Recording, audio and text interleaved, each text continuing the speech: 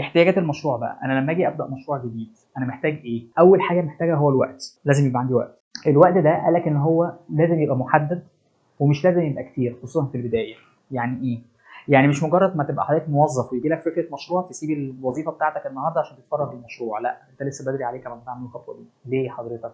لان انا عشان اعمل مشروع ناشئ انا محتاج وقت مش كبير في اليوم، بس لازم يبقى محدد وواضح. يعني انا اول ما بدات ان انا كنت مجمع بين الوظيفه وبين المشروع الخاص، تمام. اللي كان مطلوب مني بس، او اللي انا كنت بعمله، ان انا كنت محدد كل يوم بعد الساعات العمل في المدرسه ان انا كنت خلاص انا منفصل بقى للشغل التاني، فلازم يكون في وقت معين. وده اللي بيخلي في ناس كتير تيجي تعمل ايه؟